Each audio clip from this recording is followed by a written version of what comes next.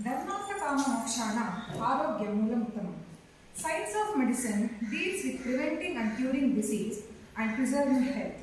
Surprising advances had been made in ancient India in the field of medical science, mainly due to the uncanny ability of ancient Indian seers to be close with the nature and also due to the keen observation of natural environmental surroundings by them, including sun and space. Medical tradition also goes back to Vedic times when the Ashwini Kumaras, who were the practitioners of medicine, were given divine status. Dhanvantri was called god of medicine. The earliest concepts are set out in sacred writings called Vedas, especially in the metrical passages of Atharva Veda, which may possibly date as far back as the 2nd millennium BCE. The period of Vedic medicine lasted until about 800 BCE. The Vedas are rich in magical practices for the treatment of diseases and in charms for the expulsion of demons traditionally supposed to cause diseases. The chief conditions mentioned are fever, cough, diarrhea, edema, seizures, tumors, and skin diseases, including leprosy. The herbs are recommended for treatment are numerous. Atharva Veda, the youngest of 4 Vedas, contains hints on diseases and their treatments. The Atharva Veda also talks of 8 branches of Ayurveda. Shilajit, black bitumen, a material used as a drug even today in Ayurveda, was found in the Mohenjo-daro excavations in 3500 BCE. These two are the indicative of the scientific handling of diseases in India from a very early date. In this country, learning and preservation of knowledge has been through an oral tradition which is built on a succession of teacher, mentors, and disciple followers.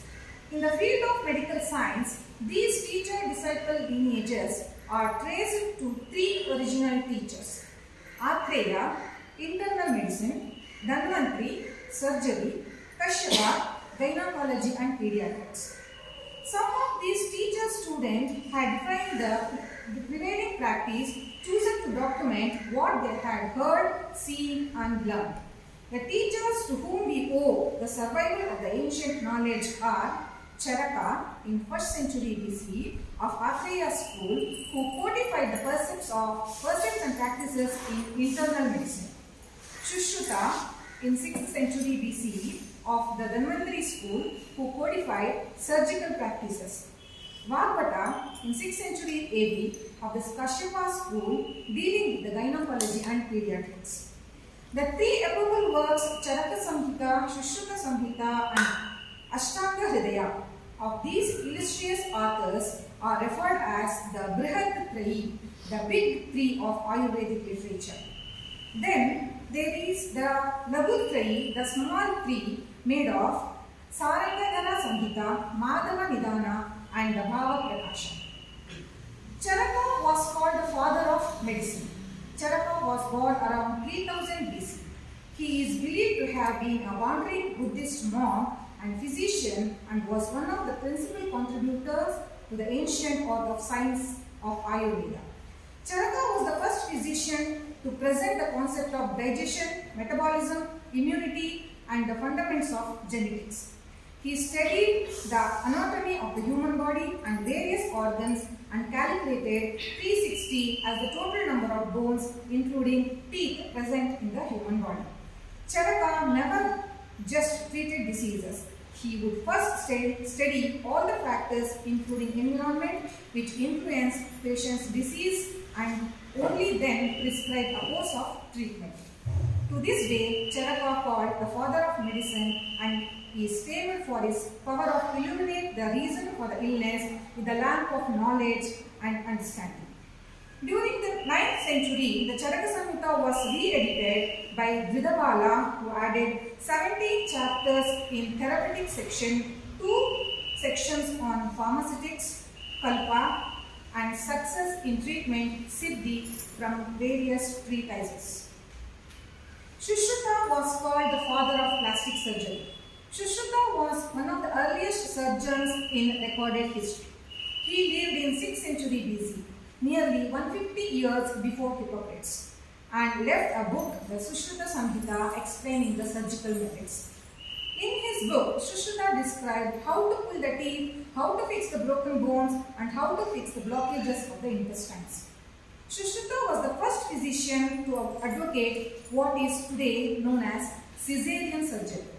He was also an expert in removing of kidney stones and locating and treating fractures. Shushruta was the first physician who mended a nose almost 26 centuries ago.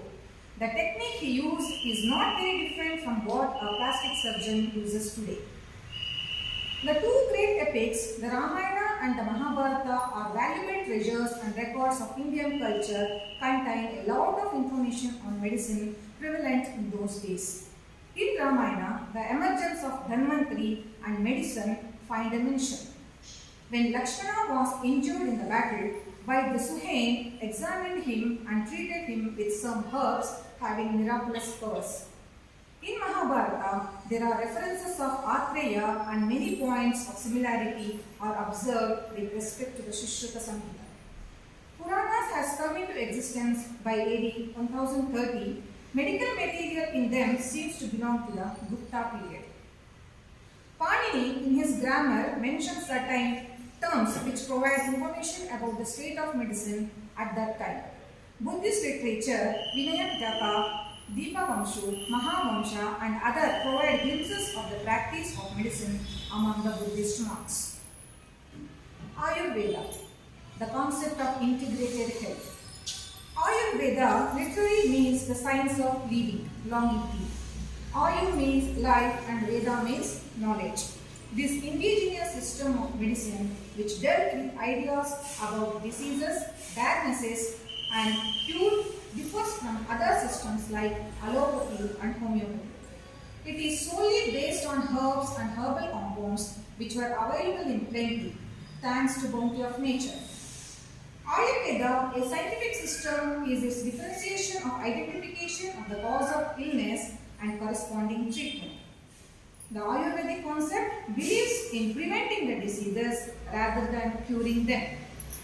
Ayurveda also says to be Hitabuk, Mitabuk, Ritubuk. Hitabuk means eat what is useful and beneficial. Mitabuk means eat moderately. Ritubuk means eat the seasonal food. This it does by prescribing healthy food, healthy habits, yogasanas, pranayama, healthy environment, by positive mental attitude and maintaining cheerfulness through contentment. Siddha. While Ayurveda was flourishing up in south, flourishing up in north, the south of India couldn't rely on it because herbs were not available all year long. Hence, the Siddha saints came up with their own solution in 5 BC. The Siddha medicines are rich and simple. The Siddha medicines were made from a combination of everyday spices and fruits while also using certain metals, minerals and chemical products for the same. Unani medicine. It is a form of medicine which was practiced in Mughal India and in Muslim culture in South Asia. It is actually a form of traditional Perso-Arabic medicine.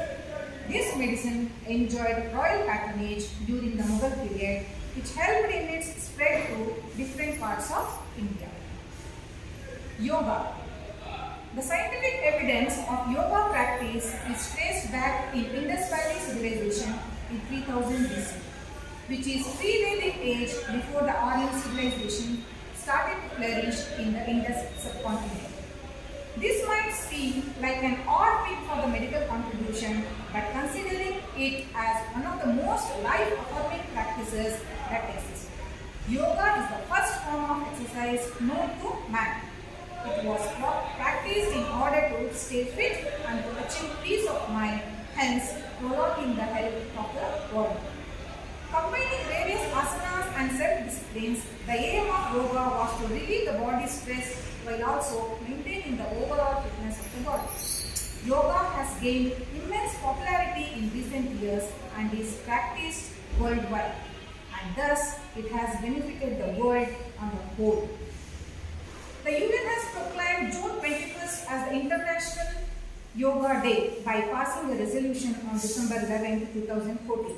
The international community observes June 21st as International Yoga Day. India has a rich cultural heritage, a strong social base, and an impressive history.